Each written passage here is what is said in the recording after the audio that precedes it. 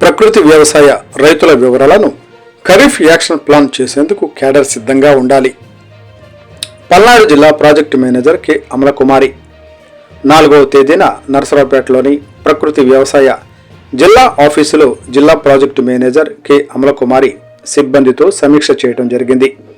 ఈ సందర్భంగా ఆమె మాట్లాడుతూ పల్నాడు జిల్లాలో 6 సబ్ డివిజన్లలో ఆయా గ్రామాల్లో 2025 ఖరీఫ్ యాక్షన్ ప్లాన్ చేసేందుకు సిబ్బంది సిద్ధంగా ఉండాలని తెలియజేశారు.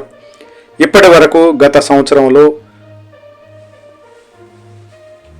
39,113 ఎకరాలలో 30 రకాల విత్తనాలు వేసి కొంతమేర పశువులు మేతగాను ఇంటి అవసరాలకు ఉపయోగించుకొని మిగిలినది భూమిలో కలిపి ప్రధాన పంట వేయడం జరిగిందని తెలియచేయడం జరిగింది.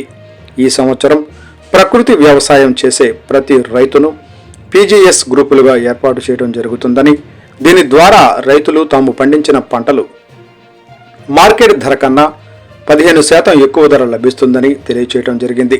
అంతేకాకుండా ప్రతి రైతుకు మొదటి 2 సంవత్సరాలు స్కోప్ సర్టిఫికేట్ ఇవ్వడం జరుగుతుందని, 3వ సంవత్సరం ఆర్గానిక్ సర్టిఫికేషన్ ఇవ్వడం జరుగుతుందని తెలియజేశారు. అంతేకాకుండా ప్రకృతి వ్యవసాయ విధానంలో పండిస్తున్నటువంటి పంట భూములను 5 నుండి 15 ఎకరాల వరకు కాంపాక్ట్ బ్లాకులుగా ఏర్పాటు చేసి విత్తనం నుండి విత్తనం వరకు ఎటువంటి ప్రకృతి వ్యవసాయాన్ని ముందుకు తీసుకువెళ్లొచ్చని సిబ్బందికి సూచించడం జరిగింది.